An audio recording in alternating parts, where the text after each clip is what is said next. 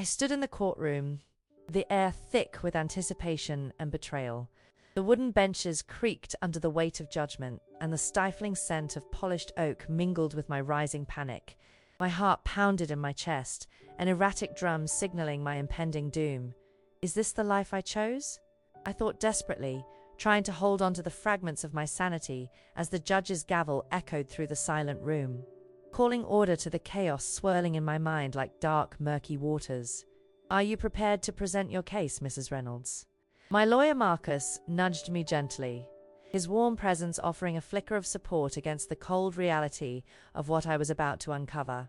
I looked up, the heaviness in my stomach intensifying. Swallowing hard, I nodded, my throat dry as parchment. When I began to speak, the once solid ground beneath my feet felt like shifting sand. My husband, Eric, insisted it was time to deal with a difficult financial situation. I began shakily. I sold our house, our place of safety, to pay off his debt. I thought I was being a good wife, supporting him as I always had.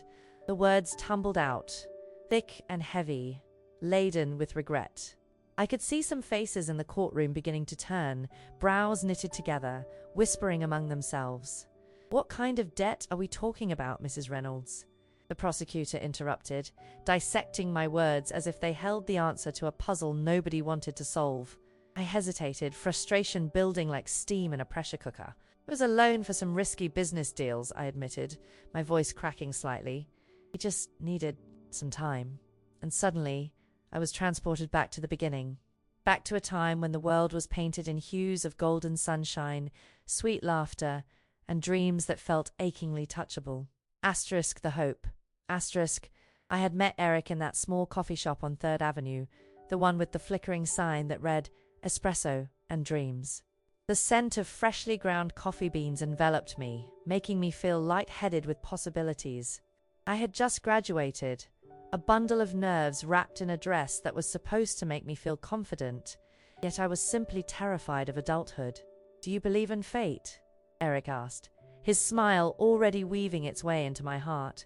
His eyes, a deep, swirling shade of green, were magnetizing, like they held the promise of all my dreams.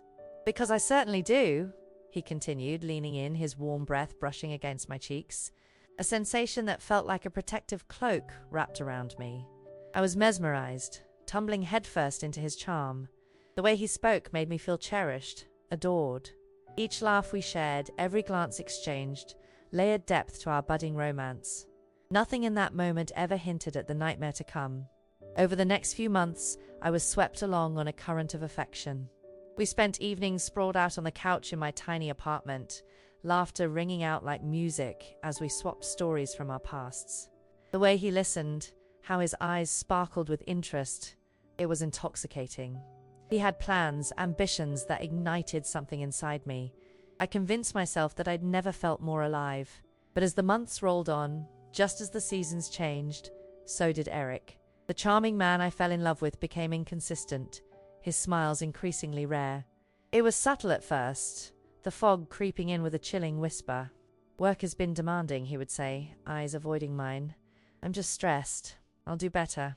I rationalized his distance with a sigh's, sometimes life is overwhelming, right? The isolation that followed struck like the jagged edge of a blade. Friends fell by the wayside, their messages left unread as I clung desperately to the man I once knew.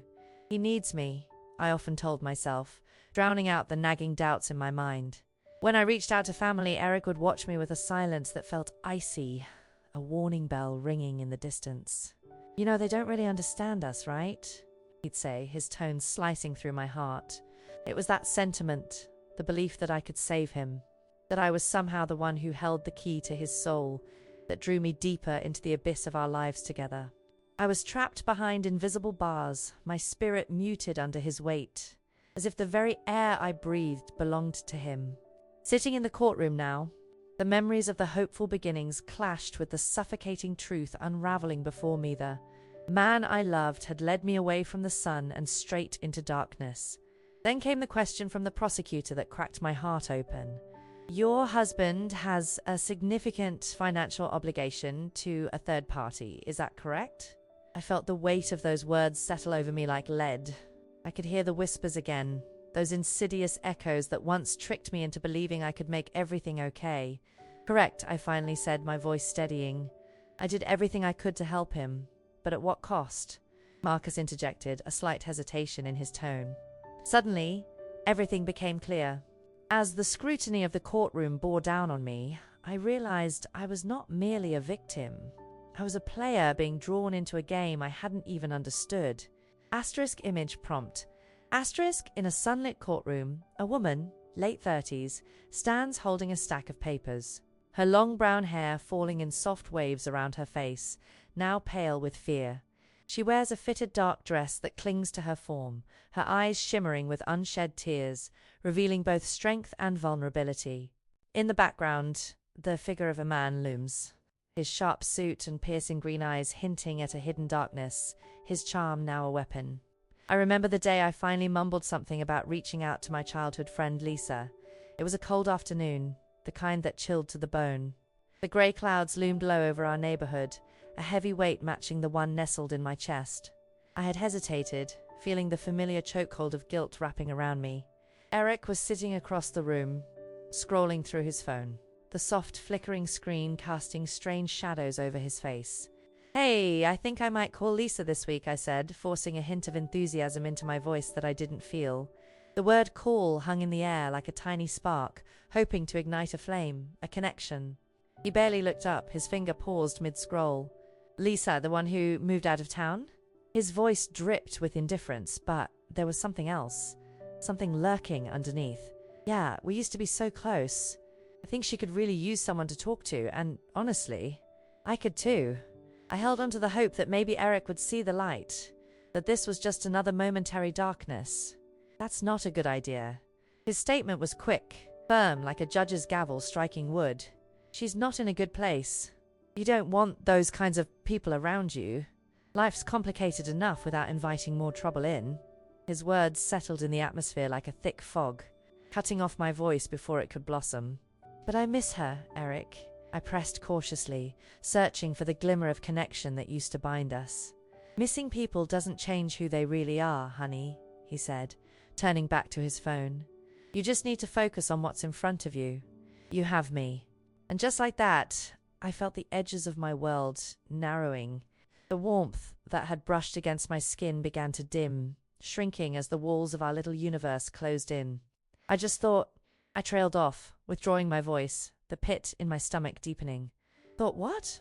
That you could connect to someone who's not worth your time?" He let out a small, dry laugh, but there was no humor in it. "You don't know the weight they carry. It'll just pull you down with them, and I can't have that." "I won't."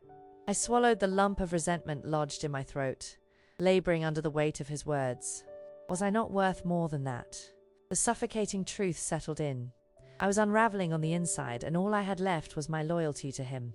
In those moments, I understood that by expressing my desire for friendship, I threatened the very fabric of our fragile existence. Days turned into months. I let friendships fade away like fall leaves swept by winter winds. Every missed text, every unanswered call piled up like bricks in a wall around me, keeping me trapped in that suffocating house. I had dinner dates cancelled, invitations to outings ignored.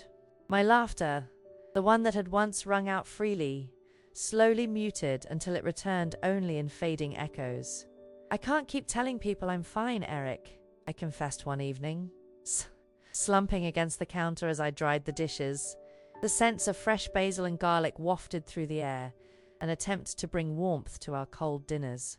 I glanced at Eric as he chewed, his jaw clenched tight. I hesitated, feeling the cracks in my spirit widen with the weight of my observations. "Why can't you be fine, baby? I do everything to provide for you. I work hard. You should be grateful," he snapped without making eye contact. Pain shot through my chest. "I am grateful, but loneliness is suffocating. I miss going out, laughing with friends. You used to love being social." My plea hung in the air, a futile whisper against a gusting storm. "That was before," he said dismissively, finally meeting my gaze, his eyes colder than the steel silverware between us.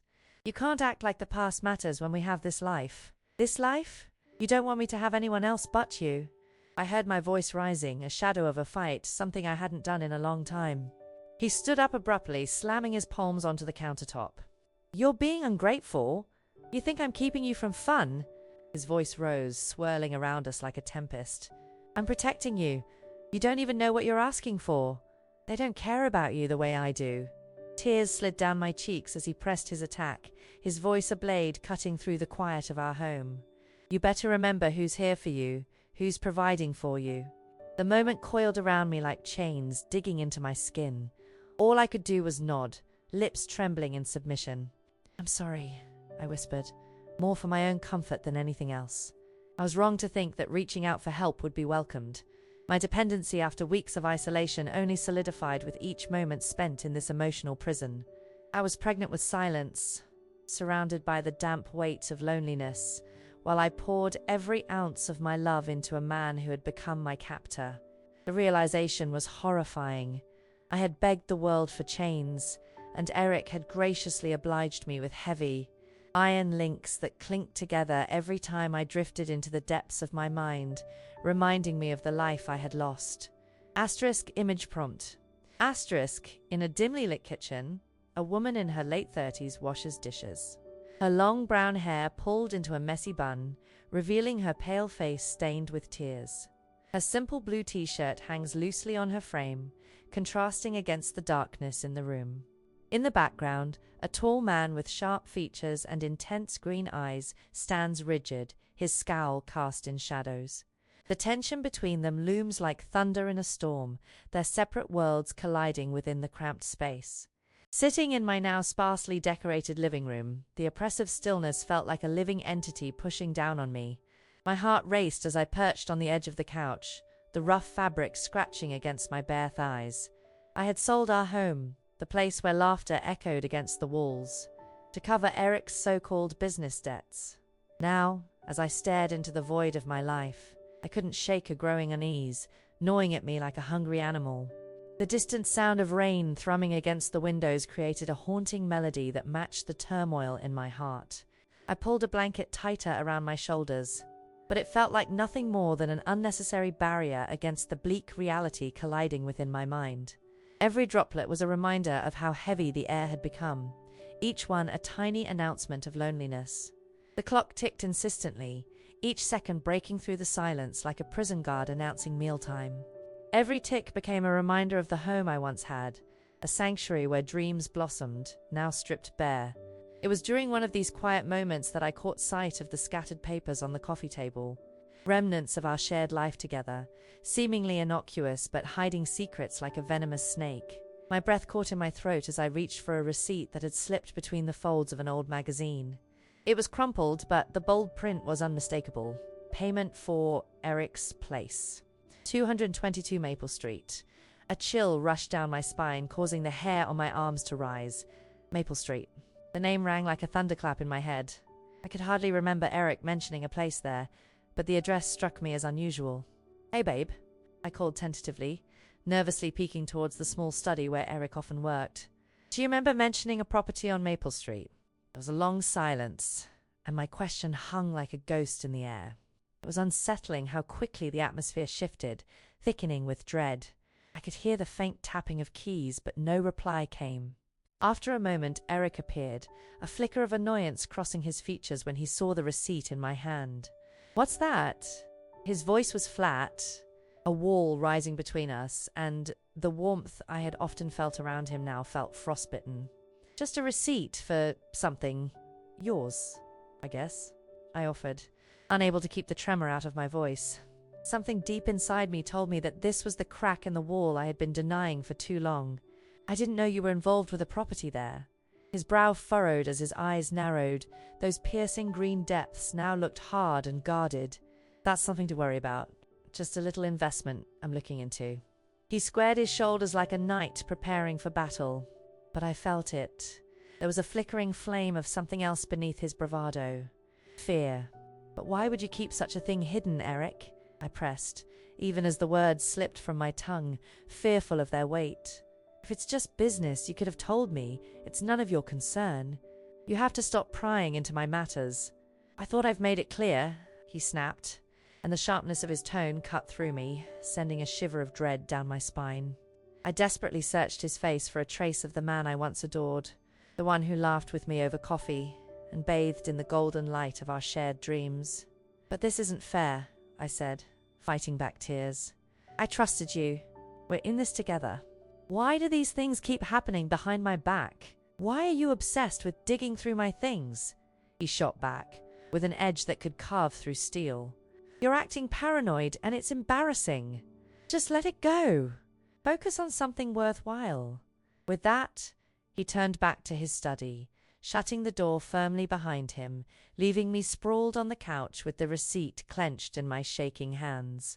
The scent of the rain outside mixed with the faint musk of my perspiration as confusion, regret, and fear broke against the shore of my mind like relentless waves. I felt as if the ground beneath me was slipping away, and I was losing the only anchor I had left. As I clutched the crumpled piece of paper tighter, a scent wafted through the air, heavy and intoxicating. A memory of his cologne mingled with something sickly sweet. My stomach churned. The mixture sparked a gut-wrenching intuition, flooding me with images of all the late-night calls, secretive glances, and hushed whispers I had brushed off. Each passing moment made me feel like I was living in the shadow of someone else's reality. I had to know. My heart raced as I pulled my phone from my pocket, logging into social media and scrolling through my contacts. I hesitated, feeling the weight of my apprehension. I found Lisa's name, my childhood friend who had been edged out of my life by Eric's insistence. Could she have insights that could set my spiraling mind at ease? But before I pressed the button to call, a photo caught my eye. It was an old picture, one I'd seen before, but instantly I felt something twist inside me. There, framed behind her cheerful smile, was the same building I had seen in the receipt, an old, weathered home on Maple Street. Terror gripped me. I felt like a puppet with strings cut, coaxed into a web tangled with loyalty, doubt, and the terror of betrayal. Asterisk image prompt. Asterisk inside a dimly lit living room. A woman, late 30s, sits on a couch, holding a crumpled receipt in one hand, her eyes wide with anxiety. Her long brown hair frames her pale face, which is streaked with faint scars of tears. She wears a loose grey sweater, wrapped in a blanket, her posture a mix of exhaustion and vigilance. In the background, a partially opened study door reveals a looming figure of a tall man in a sharp black suit. His piercing green eyes narrowing, a plume of tension hanging thick in the air around them. I stared at the receipt in my hands, the weight of its implications settling heavily on my heart. My thoughts spiraled, each miserable guess a brick added to the wall of dread enclosing me. Eric was hiding something else, and I was determined to uncover whatever it was. The very atmosphere of our home had shifted, suffocating beneath layers of deception. At that moment, I decided that I would no longer be the passive, frightened woman he had molded. I would become the detective in my own life. The following day, I found myself standing in front of a small, outdated building that housed a private investigator's office. A modest sign on the door read, "Mason and Associates," the fraying edges curling as if hinting at the depth of secrets contained within. My heart raced like a runaway train as I pushed through the glass door, a tinkle of a bell announcing my entry. Inside, the soft scent of old paper and stale coffee wrapped around me, swathing the space in a sense of urgency. A stout man with silvering hair peered through horn-rimmed glasses from behind a cluttered desk. Stacks of papers and case files sprawled chaotically before him. "Can I help you?" His voice was gruff, darting immediately to the point, as though he was instantly aware of my desperation. "Mr. Mason?" I approached cautiously, my fingers fidgeting with the receipt. "I need to hire you. It's urgent. You can call me Jim." He leaned back, assessing me with shrewd eyes that felt like they could see through all my shrouded worries. "What kind of assistance are you seeking?" I inhaled deeply, the walls seemingly closing in around me. "My husband. He's been secretive. I suspect he's involved in something illegal, or at least dishonest. I need someone to follow him, find out where he goes and what he does." My voice quavered slightly, hanging on a thin thread of determination. Jim nodded thoughtfully, tapping a pen against the cluttered desk. "I can help you, but it's not cheap. I don't care about the cost." I rushed out, biting my lip against the swell of fear and determination surging through me. "I just need to know the truth." He smiled faintly. and it felt oddly reassuring, a flicker of light breaking through the shadows. Then we'll gather the details. When I get footage, you'll have the evidence you need. Just as we were finalizing the details, a familiar face appeared in the doorway. Lisa, my childhood friend, her proper brown bob bouncing invitingly as she stepped into the office. Is everything okay? She looked at me, worry etched across her gentle features. I didn't know if you were in here. My pulse quickened again, but this time with a rush of comfort. I'm glad you're here. I need support. Support for what? She asked, her brows knitting together, confusion replacing concern in her gaze. I exchanged glances with Jim, weighing whether to open up about Eric, but Lisa had always been on my side. Loyal friend who filled spaces I didn't know I had left empty. I think Eric's involved in something big, and I'm not sure what to do, I admitted, dropping my voice to a whisper. I'm hiring a private investigator. Lisa took a moment to process the information, her expression shifting to one of resolute empathy. You're doing the right thing. I could never stand by while you're kept in the dark. Can I help? I want to be there for you. Maybe you could help me watch him, I proposed, surprised at the flicker of hope igniting within me. I need someone to cover my bases. When Jim tails him, I can check in with you afterward and share what I discover. Absolutely, Lisa agreed wholeheartedly, her enthusiasm nearly contagious. I'll keep my eye out. Let's figure this out together. As we headed out of the investigator's office and merged into the city's hustle, an unexpected flurry of tears threatened to spill. Each step I took alongside Lisa felt like a rebound against the tight confines of loneliness. I didn't just have to navigate this labyrinth alone anymore. Her presence brought a warm sensation, easing the dread that had gripped me. Later that evening, after exchanging numbers and agreeing on a meet plan, I waited for Eric to return home, tension prickling at my skin like static electricity. I searched the house for something, anything that could serve as a means to monitor him.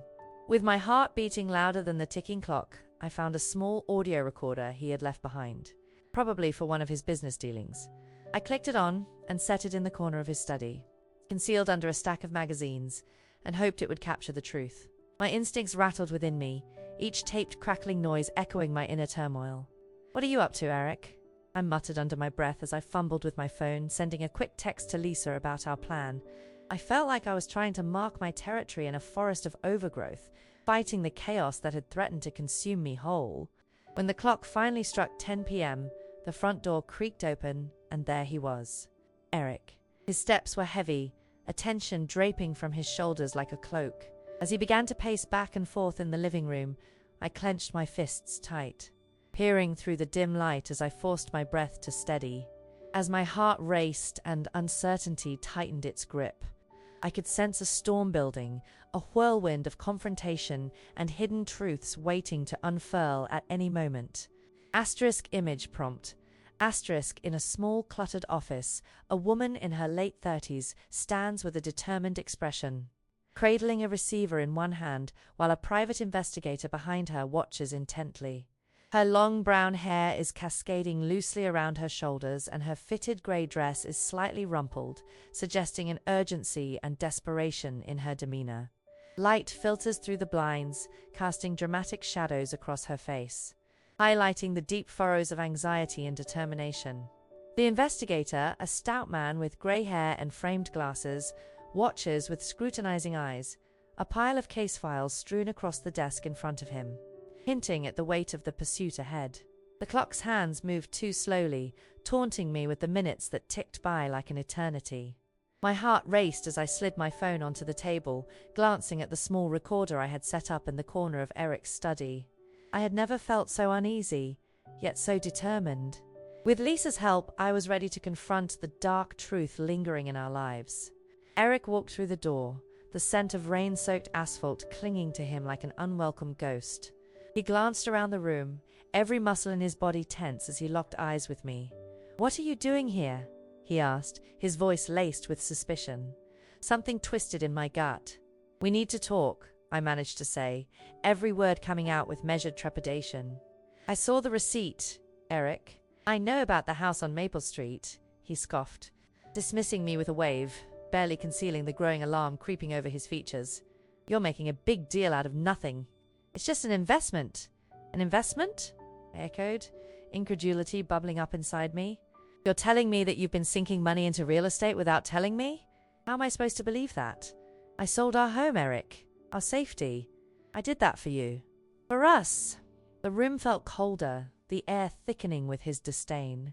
He took a step toward me, his green eyes narrow and cold, the warmth I had once known stripped from his gaze. You're being irrational. You can't trust your instincts when you're flying off the handle like this. Flying off the handle. My voice rose, filled with a mixture of desperation and anger. You're gaslighting me. I thought we had a partnership, but I've been twisted into believing your lies. You're hiding something, and I deserve the truth. Eric's lips curled into a mockery of a smile, a veneer of charm, now a thin mask over something sinister. You know, it's actually quite disturbing how obsessed you've become with this nonsense. I'm just trying to protect you. I'm providing for this household. There is no protection in deception, I shouted, emotion ripping through my facade like claws against canvas. I stepped closer, thrusting the crumpled receipt towards him. Who is she, Eric? Who owns the house? Is she the reason you've been so distant? Don't give me that look. I know, I'm good enough to support your life, but not worthy of the truth. He laughed, a hollow sound that echoed off the walls like shattering glass. Sweetheart, you really are spiraling. Do you think you can just accuse me and expect me to stand here and take it? Everyone can see you're not well. You need help. Help. My heart sank as his words cast a shadow over me. I'm not crazy. I'm not the delusional one here. You need to stop blaming me for what you're hiding. Blaming you? Eric's tone shifted, his voice slithering into a lower, threatening cadence that made my skin crawl. This is all on you. You need to be careful not to tear apart a life you have no idea how to hold together. With your wild accusations, you'll end up ruining everything. I can't have you making me look untrustworthy in front of others. A chill roamed through me, dragging behind it the taste of steel and sorrow. You're the one eroding this marriage, Eric. The lies, the manipulation. You can't deflect everything onto me. He stepped closer, his gaze piercing, and suddenly the ground beneath me felt unsteady. If you keep pushing this narrative, I'll have to do something about you. I won't tolerate this lunacy. You wouldn't want to end up with nothing, right? I staggered backward, the air feeling like poison in my lungs, a tightening sensation clawing at my heart. What do you mean? I stammered, not wanting to acknowledge the threat lingering beneath his words. I mean, he leaned in, his voice dropping to a chilling whisper, that when you start accusing people around here, it might just lead to consequences. There are so many things I could say to make sure your life becomes very, very difficult. Nobody believes you. Every syllable hung in the air, draping over me like a cloak of despair, threatening to pull me into an abyss I didn't know existed. You can't intimidate me. You're already frightened, and deep down you know it. He took a step back, a self-satisfied grin curling his lips. Don't cross me. You'll regret it. Fear coiled in my stomach as I searched his eyes for any trace of the husband I once knew, the one who held me during the storms of life, but there was nothing there, just darkness. I pulled myself together, forcing my voice steady even as the tremor betrayed me. I'll find the truth. Eric, I don't care what I have to do. Then you'll lose everything, he shot back, a sinister edge to his voice before he turned, storming into the study as if I hadn't even spoken. I felt utterly alone, surrounded by the shadows of deceit. The realization sat like an anchor in my heart. The man I loved had become the very monster I had been trying to escape. If I was going to reclaim my life, I had to be braver than I had ever been. Asterisk image prompt. Asterisk. In a dimly lit living room, a late-30s woman stands defiantly, clutching a crumpled receipt in one hand, her long brown hair tousled and wild, her fitted dark dress betraying her vulnerability. In front of her, a tall man with piercing green eyes wraps his arms defensively around himself, his sharp features twisted in a menacing smirk. The tension between them is palpable, the room heavy with a sense of looming darkness as a storm brews outside the window, droplets racing down the glass like tears. The rain crashed heavily against the windows, each drop a reminder of my crumbling world. The weight of despair pressed in on me like a vice, and I knew it was just a matter of time before everything collapsed around me again. My heart raced as I stared at Eric across the table, his expression twisted and enraged, while I sat in the small kitchen that had once felt like a sanctuary. You're pushing me too far. Do you understand that? His voice dripped with venom as he leaned toward me, his piercing green eyes filled with contempt. If you don't back off from this investigation, you'll regret it. I swear I will make your life a living hell. I swallowed hard, trying to shake off the wave of terror washing over me. You think you can intimidate me? I'm not afraid of you anymore, Eric. I'm done living in fear. I deserve the truth. Truth? He scoffed, crossing his arms over his chest, an arrogant smirk twisting his lips. The truth is, you're just a housewife playing detective. You think you can take me down? You're nothing without me. I felt the bitter sting of his words cut deep, but I refused to let him see how much they affected me. And where will that get you, Eric? You can't hide forever. I will find the evidence I need. My voice quivered, but I gritted my teeth, forcing strength into my tone. Remember who has the power here, he hissed, looming closer. You're nothing without my support. What do you think will happen? You'll lose the kids? The house? You're playing games you won't win. A tremor ran through me as I realized that he might just have the power to ruin me. My heart raced as it dawned on me that I could lose everything I cared about. The kids, our home, my very identity. You wouldn't dare. I shot back, knowing even as I uttered the words that they were empty. Trust me, I'm capable of much worse than you could imagine, he said, his voice low and calculated, drawing out every syllable like razor wire. You'll become the villain in this story, not me. Keep pressing and I'll take away everything you hold dear, your precious kids, our pets. Gone. Panic clawed its way into my throat and lodged there, choking my resolve as he rattled off threats that felt as real as the icy grasp of dread constricting around my heart. Don't you dare threaten my children, I gasped, panic threatening to force tears to spill from my eyes. And what do you plan to do about it? He replied, leaning back with a mocking grin that had no warmth, no love. You've made it abundantly clear you have nothing to leverage against me. You think screaming will give you power. Newsflash, it won't. I fell silent. The shadows flickering in our small kitchen loomed over me like a cage. Every sound in the room, dripping faucet, the relentless rain, echoed my despair. I glanced down at my hands, clenched tight, trembling with fear and anger. Suddenly it felt as though our relationship was reduced to a game of chess, and Eric was always 3 steps ahead. You're a monster, I managed to whisper, crushed by the realization of just how far he was willing to go. What happened to us?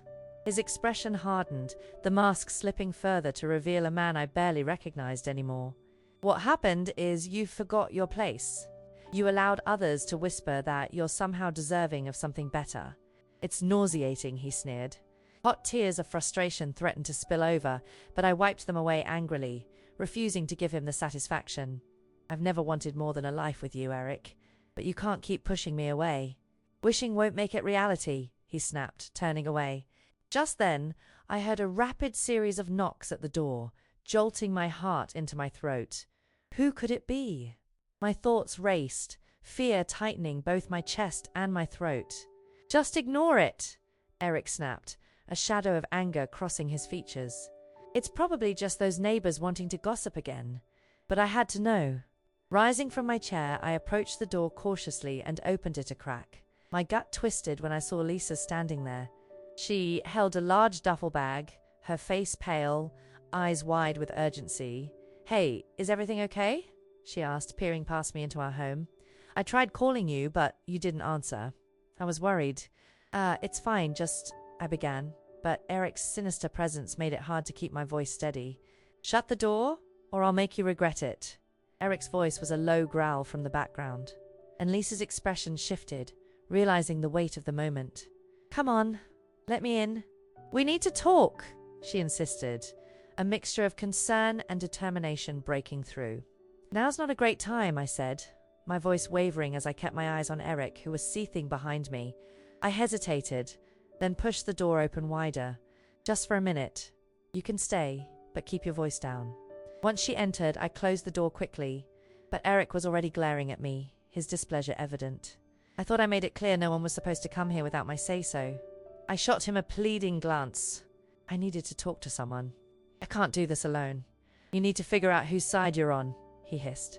Because if you're with her, you'll find out exactly how harsh I can be. I'm not being intimidated. I audibly struggled against his threat, knowing all too well how fragile my situation had become. What's going on? Lisa asked cautiously, sensing the tension between us as she glanced from me to Eric. "You don't seem okay." I sold our house," I choked out, feeling the sob catch in my throat. "I did it to pay off Eric's debts. Now he's threatening me with the kids, our pets, everything." Both of their gazes landed on me, shock evident in Lisa's wide eyes. "Is this true?" she asked Eric, indignation rising in her voice. But Eric's lips curled in that same dangerous way. "You don't know a thing about this. You need to leave." "No, I won't leave her," Lisa retorted defiantly, standing firm. "You don't get to dictate this. You've got her trapped, and I will not allow this." The atmosphere crackled around us, charged with an edge of recklessness. Eric's anger coiled tighter, and I could feel the restless weight of the storm outside mirrored in our home. "This conversation is over," he snapped, and I felt the heat of his anger wash over me, forcing me deeper into despair. Lisa stayed close, though, glancing at me apologetically. "I won't let you go through this alone," she whispered, her eyes filled with empathy and strength. "It's too late for that," Eric interjected, cutting across our growing bond like razor wire. "You'll never get out of this unscathed, so stop thinking you can escape. I'm not playing any more games." Suddenly he turned to me and I saw it, the flash of fury, the threat of darkness encompassing the room. "Don't think I won't destroy you. You're already losing everything. I can make it happen faster." Lisa's courage broke through moments later as she stepped closer to me. "Just stay strong. We'll figure this out. I promise," she said, her voice firm and full of resolve. Yet as Eric shoved past us toward the door, a new wave of despair crashed down on me. I could feel the walls of my life closing in, and with them, the very essence of myself began to fade. Asterisk, they thought they had destroyed me. If you hate bullies, hit the like button. Asterisk, as I stood there, on the precipice of losing everything I held dear, I understood that I could no longer be a victim in my own life. A thunderous clash rolled outside, echoing my heart's drum. Asterisk image prompt. Asterisk in a cluttered kitchen. A woman in her late 30s stands torn between despair and resolve, her hair cascading in disarray, her fitted dark dress wrinkled from anxiety. She clutches her friend's arm for support while a tall man looms in the background, his green-eyed gaze sharp and menacing, shadowing them with a palpable threat. Rain pours outside, casting reflections of turmoil amidst the warmth of homes shattered. I had never been so afraid in my life, yet more resolute than ever. That evening, after Eric stormed away, I paced the small kitchen, my heart echoing with the weight of his threats. The rain continued to batter against the windows, a relentless reminder of my growing storm. I spent those endless minutes trying to make sense of everything, to sort through the chaos that was my life. Why didn't I see it? I muttered to myself as I poured another cup of tea, the warm steam swirling around me like a comforting embrace. Each sip brought me a moment of clarity, peeling away layers of fog that had surrounded me for too long. I glanced at Lisa, her expression filled with concern and determination as she sat across from me, her unwavering presence anchoring me amidst the tempest brewing inside. "I swear, Eric is hiding something bigger than just a financial mess," I confessed, my fingers wrapping tightly around the mug. "I can feel it in my bones." "You're not wrong," Lisa said softly, her gaze unwavering as she leaned forward. "I think it's time we dig deeper to see what else might be lurking in the shadows. He might think he's clever, but he can't escape the truth forever. And if he finds out we're looking..."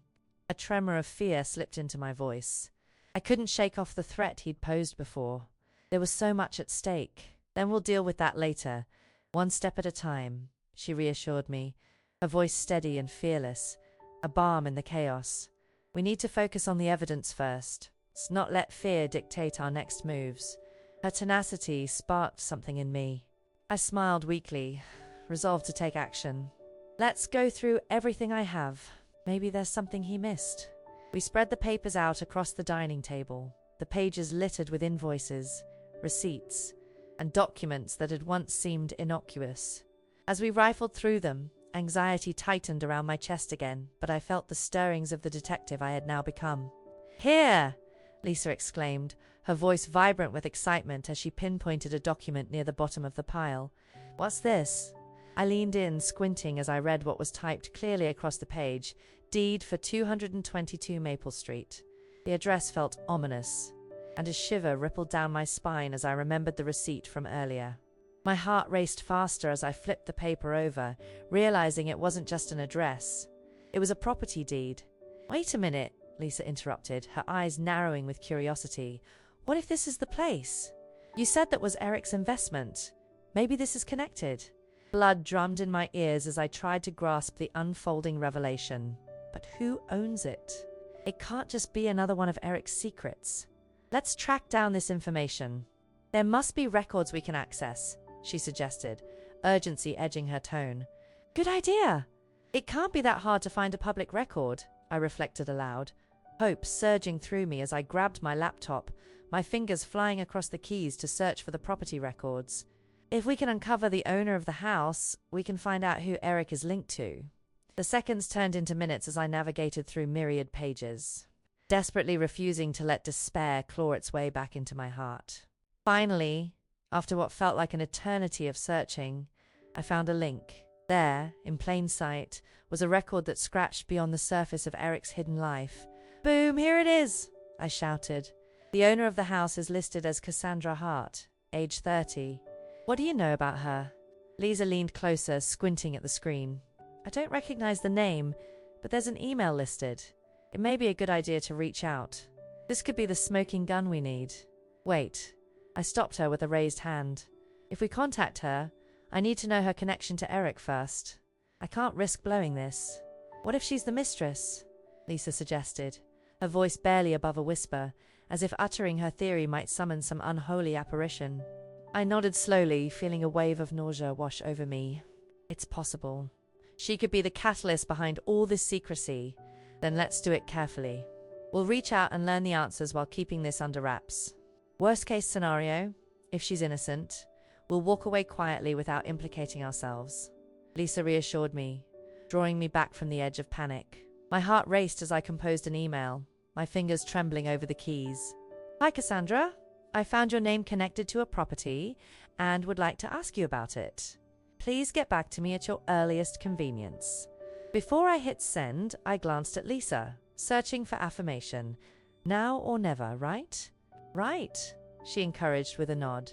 And together, we released what felt like a spy's breath of anticipation, sealing every doubt and whisper of fear as I finally clicked the send button. "Here's to uncovering the truth," Lisa said, offering a resolute smile. But deep within me, a storm began to brew. I felt the weight of a nuclear secret waiting to erupt. The minutes ticked slowly as we continued analyzing each piece of paperwork scattered across the table. Each pile represented not just Eric's hidden life, but pieces of my own shattered dreams and desires. But now I was armed with knowledge, and I had Lisa by my side. Despite the fear lurking in the corners of my mind, I felt a spark of hope for the first time in a long while. We were going to find the truth, once and for all. Asterisk image prompt. Asterisk in a cramped dining room filled with papers. A mid-30s woman with long brown hair leans over a laptop table, worry painted across her pale features. She wears a fitted grey sweater, the warmth of her determination reflected in her eyes. Beside her, a woman with a bob haircut radiating confidence and support. Points excitedly at the screen, both their faces illuminated by the soft glow of the laptop. Surrounding them are scattered documents, hinting at a storm of secrets waiting to be unraveled. I sat in my living room, the walls feeling like they were closing in around me, each breath growing heavier than the last. The discovery I had made about Eric's secret life left me reeling. But instead of letting the turmoil drown me, something more powerful ignited within me, a sense of purpose. I needed to set a trap, a complex web that would lure Eric and his mistress, Cassandra, into a situation where they could no longer hide. I needed to expose him for everything he was loudly, publicly, where he couldn't twist the truth. "Do you really think this will work?" Lisa asked, her eyebrows knitted in concern, as anticipation charged the air between us. "It has to," I replied, determination swirling in my gut like a storm. "I can't be afraid anymore. If I pretend to play nice, it'll give me the edge to catch them off guard. I just can't shake off the idea that Eric's too clever. He's always manipulated the situation to his advantage," she cautioned, her voice low as if she were afraid someone might hear. "He thinks I'm broken, that I'll cave in. That's what gives me power. He doesn't see me as a threat anymore." but I need your help. We can set this up during the charity gala next week. It's the perfect venue for our plan. Everyone will be there. Lisa nudged closer, excitement flickering in her eyes. What's the plan? We'll pretend everything is fine between Eric and me. I'll act like I'm forgiving him, making nice. That way he'll let his guard down, and I can corner both him and Cassandra without raising suspicion. I could feel a cold thrill at the possibilities, the shift in power like the crack of thunder before a storm. While we're mingling, Lisa, I need you to watch for them. If I create a distraction, you need to make sure they're in the same space at the same time. Then we'll spring the trap. That sounds risky, Lisa said, biting her lip. What if they recognize what you're trying to do? Then I'll fake an emotional moment, if you'll draw attention.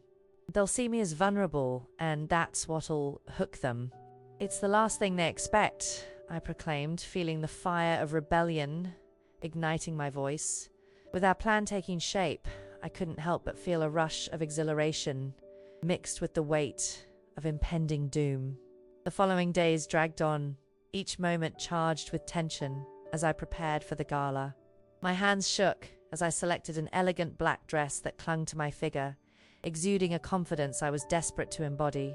As I slid into my heels, I glanced at my reflection. This wasn't just a facade. I was transforming into the woman I needed to be. You've got this, I whispered to myself, feeling the strength in those words. The night of the gala arrived amid swirling excitement. The venue was a lavish ballroom, glittering under black and gold lights. The hum of conversation mixed with the clinking of glasses as guests in elegant attire gathered, each one a part of the same game. I spotted Eric as he greeted guests, his smile wide and charming, a mask that had once held power over me. I steeled myself, reminding myself of my objective. I floated through the crowd, exchanging pleasantries and laughter as I sought out Lisa's watchful gaze, which signaled she was ready. "Now!" she mouthed, and I felt the rush of adrenaline echo in my veins. As I approached Eric, my heart thumped. "There you are. I've been looking for you," I said, a soft smile resting on my lips, feigning the love I desperately wanted to feel. "What do you want, honey?" he asked, his voice theatrical, deluded by the crowd's applause of laughter. He wrapped an arm around my waist, pulling me closer, a gesture that once made my heart flutter but now twisted my stomach. "I just thought we could have a moment together, reconnect," I cooed, the sweet saccharin dripping from my words. My heart raced as I caught a glimpse of Cassandra across the room, her presence a dark shadow lurching toward us. "Are you all right?" he asked, sensing my sudden tension as I introduced doubt into his mind. "Yes, darling, really. Why don't we go over to the bar, have a drink, and catch up?" I grinned, trying to hide my excitement at the sight of Cassandra approaching, wearing an immaculate red dress that accentuated everything Eric must have loved about her. "There you are, Eric," she called out, her voice flirtatious, oozing confidence, drawn to us like a moth to light. My heart pounded in anticipation. She thought I was oblivious. She had no idea what I was about to unleash. "Cassandra." Eric turned, though I could see the recognition spread across his face as he quickly shifted his posture, hiding his nervousness. "What a pleasure. You too, darling." She sidled closer, connecting dots I'd been waiting to pull together. As the tension soared around us, the faint sound of a prestigious band played smooth jazz that felt silvery as it drifted through the air, casting shimmer over our carefully constructed theater. "Why don't we have a toast?" I suggested suddenly, catching both their eyes to new beginnings. Both Eric and Cassandra hesitated, and I knew this was the moment where they were inching toward an unknowing trap. "I believe in honesty, especially in relationships," I stated, letting the words hang with a veneer of sweetness laced with steel. "What are you talking about?" Eric asked, a flicker of uncertainty breaking through his bravado. "Oh, I think we all know the stakes here." I gave a coy smile, locking eyes with Cassandra, who started shifting nervously.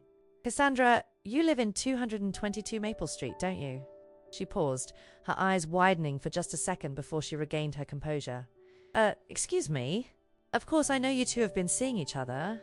What a lovely affair," I continued, letting the words cascade out like poison. Gasps filled the room as I stepped forward, undeterred. "Perhaps it's time we pulled back the curtain on our little charade, don't you think?" "Renee ... double quotes Eric hissed through clenched teeth, his face paling slightly. "No, honey. I think it's time for you to face the music," I said, my voice steady. After all, everyone here knows I sold our home to pay off your debts. And now it seems you've been squandering what little I had for this betrayal. What? Lisa's voice trilled, shock spreading across her face as she stepped forward from the crowd. And just like that, I would expose the truth in front of everyone, lacing every sentiment with unshakable resolve. There was no escape, no hiding anymore. The audience held their breath as I commanded the room. I had to decide, forgive or destroy. Tell me in the comments, I exclaimed, anticipation buzzing like electricity in the air. The trap fully set, ready to fracture the facade that had once held me captive. Asterisk image prompt. Asterisk, in a luxurious ballroom filled with elegantly dressed guests, a woman in a stunning black dress stands confidently, her long brown hair framing her calm yet fierce visage. She holds a glass of champagne poised in front of Erican aristocratic man with sharp features and piercing green eyes, his face pale with unease. Beside him, a striking woman in a red dress stands frozen with panic. The flickering light casts shadows across the room, capturing the moment of revelation amidst the tension that crackles like lightning in the air. The air in the grand ballroom hung heavy with the scent of formaldehyde roses and fine wine, but all I could smell was betrayal. The clinking of glasses and the soft murmur of conversations blended into a hazy backdrop, an orchestra of denial that I was ready to shatter. The moment I summoned courage, I felt an electric current rush through me, filling the space between Eric and me with crackling tension. "Friends," I began, lifting my champagne glass high above my head, drawing eyes toward me with a confident flourish. The crowd hushed, curiosity etched on every face. I could see Lisa urging me on from the side, her supportive gaze a binding force that anchored me. "I have an important announcement to make," I continued, every flicker of the chandeliers casting a spotlight on my conviction. "Tonight, in this very room, we celebrate love and loyalty. In stark contrast, I find myself standing here to expose a vile betrayal woven into the fabric of my life." Gasps filled the room, echoing like bullets hitting flesh. Eric tightened his grip on his drink, his eyes narrowing. A predator cornered. "Renee, don't do this," he hissed, his voice a low rumble, laced with panic. "Don't worry, dear," I responded smoothly, letting the sarcasm drip like poison from my tongue. "You'll have plenty of time to defend yourself because your mistress is here tonight." Cassandra's face turned ashen, the red dress she wore shimmering brightly under the chandelier like a beacon of shame. "How dare you?" she began, but I cut her off. "How dare I?" I laughed, the sound reverberating with cold elegance. "How dare you? You knowingly invaded my life and turned it into a horror story. I deserve the truth. You both owe me that much. But, how could you know?" Cassandra stammered, her confidence wavering like a flickering candle.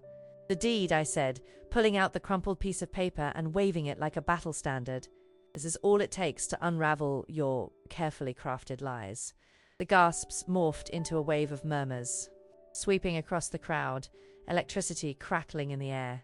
Eric's face turned a shade closer to purple, and I could see the fury and fear battling inside him, waging war just as I had in silence. "What you don't understand, Renee," he finally blurted out, his voice strained but tinged with malevolence, "is that you've made a fool of yourself in front of everyone. You're desperate." "Desperate?" I repeated, incredulous. "Desperate people don't stand at the center of a ballroom with the truth staring at them. Desperate people hide in the shadows, afraid of their own lies colliding into the light. You don't know what you're doing," Eric retorted fiercely, standing taller as though to intimidate me with his mere presence. "You're ruining everything we've built." I stepped closer, my heart pounding with adrenaline. "What we've built? You mean the facade of a happy marriage disguised behind financial ruin and deceit? That fragile house crumbled the moment you decided to betray me. Let's face the facts, both of you were too engrossed in your sordid little affair to care for the life we built together." The crowd's attention shifted from shock to intent curiosity, eyes darting from Eric to me, waiting for the climax of this drama to unfold. I felt alive among the whispers of disbelief and curiosity. This was my moment. "Tell me," I turned my gaze upon Cassandra, "why did you think you could take something that didn't belong to you? That you could simply waltz in and take my husband, my life? Have you no decency?" Renee, you don't understand, Cassandra said, her voice trembling slightly like the first hints of a storm. This isn't about you. It never was. Of course it is. It's always been about me stealing my life, my peace, my genuine love, I countered, my voice cutting as smoothly as glass. But tonight, standing here, I reclaim what's mine. I reclaim my dignity. The room erupted into chatter, some sympathetic, others judgmental, all overshadowed by the dread pooling in Eric's eyes. This isn't over, you understand, he muttered, the light shooting from his green irises more fierce than ever. You'll pay for this. Will I? Or will you finally face the consequences of your own choices? I challenged, the roar of my own heartbeat echoing in my mind. Just then, the atmosphere shifted, and I felt a wave of solidarity in the room, people rallying around me. The applause beginning as the realization dawned. This was my story, and they were witnesses to my strength. I raised my glass again, commanding attention. Here's to new beginnings, to strength, to reclaiming what truly belongs to us.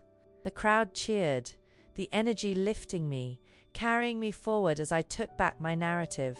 Renee, Eric whispered, desperation painted across his pale face as the ball I had set into motion spiraled toward its climax. But I refused to pity him. You've lost already, Eric. Now you'll see exactly how powerless you are when compared to the strength of a woman who's had enough. Asterisk image prompt. Asterisk in a lavish ballroom. A determined woman in an elegant black dress stands at the center, her long brown hair illuminated by the chandeliers above, passionately addressing an audience of elegantly dressed guests. A tall man with piercing green eyes looms behind her, his expression twisted with panic and anger. While a red-dressed mistress stands to the side, her confidence shattered, surrounded by gasps and whispers of those bearing witness to the explosive confrontation. The days following the gala felt surreal, like I was watching a storm from a distance, powerless yet resolute. I had revealed the truth, stripped Eric of his facade, and finally unleashed the storm that had been brewing inside me. But the aftermath felt chillingly quiet, yet somehow liberating. By the time I returned home, a surreal stillness enveloped me. My hands trembled, not from fear, but from the exhilaration of having set myself free. The echoes of tumultuous applause resonated in my ears as I turned the key to enter the shell of what was now my former life. The months that followed were filled with swift consequences. As we navigated through divorce proceedings, Eric found himself cornered between legal battles. I was relentless in demanding what was mine custody of the kids, my share of what little assets were left, and justice for the betrayal. The local news picked up the story of my unapologetic stand against him, painting my actions as that of an empowered woman. I just don't understand how it came to this, Eric lamented during one of our custody hearings. His composure finally cracking, the courtroom felt cold, the air thick with tension. His once sharp features were now sunken and wearied, eyes dimmed by the burden of impending ruin. I couldn't help but feel a sense of satisfaction as I faced him, unyielded by the reminder of who he once was. You did this, Eric. You had choices, and you chose deception.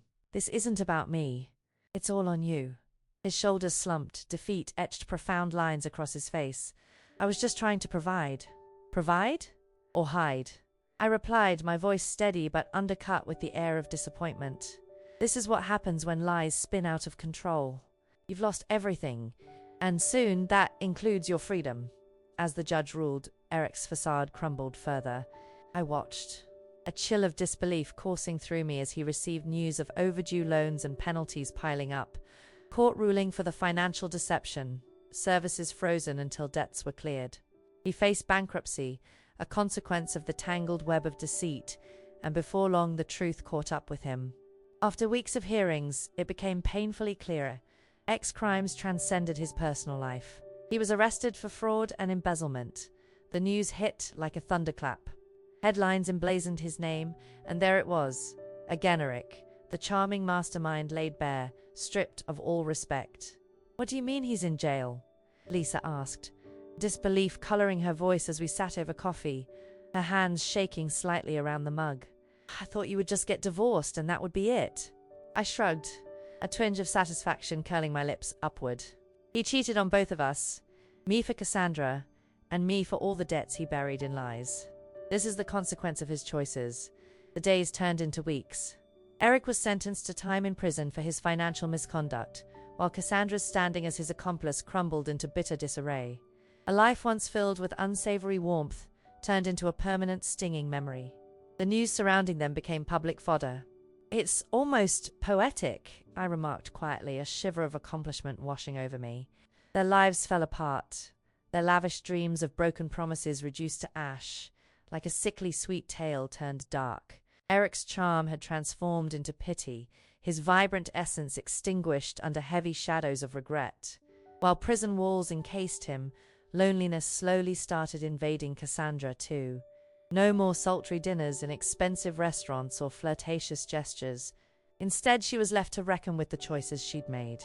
As for me, I reclaimed my life with a sense of fierce independence. The kids and I moved into a cozy apartment, and it felt like home, filled with laughter and warmth. I chased my dreams actively. Each day dawned beautifully amidst our rebuilt existence. I found a job that ignited my passions, and with every small success, I felt whole again. "Mummy, can we bake cookies today?" My daughter's voice chimed through the living room, pulling me back from my thoughts. The aroma of vanilla and warm chocolate chips flooded my senses as we gathered in the kitchen. "Absolutely. Let's make the biggest batch ever." I laughed, the warmth wrapping around us like a comforting blanket, each giggle removing shards of pain from the past. Life had taken a painful route, but here we were. I felt embraced by resilience, determination, and so much love. "Remember always, you're braver than you know," I said to my children, watching their faces light up with joy. As the cookies baked and laughter filled the air together, we had risen above the rubble of deceit, replacing it with love. The journey was long and filled with scars, but now I stood at the helm, steering my life into happy waters. Memories of Eric faded gradually. My peace was hard-earned, and I fought for every inch forward. "Subscribe for more karma," I thought with a slight grin, knowing that lessons learned can lead to strength regained. Image prompt. In a cozy kitchen filled with warm light. A woman in her late 30s with long brown hair smiles brightly while baking, wearing a comfy sweater and laughter dancing in her eyes. Beside her, 2 children in matching aprons, one holding a mixing bowl, and the other holding a spatula, beam with happiness. The kitchen is cluttered with baking supplies, cookies cooling on a rack, evoking an atmosphere of calm and newfound joy. The cheerful ambiance is a stark contrast to the shadows of the past they have so bravely overcome.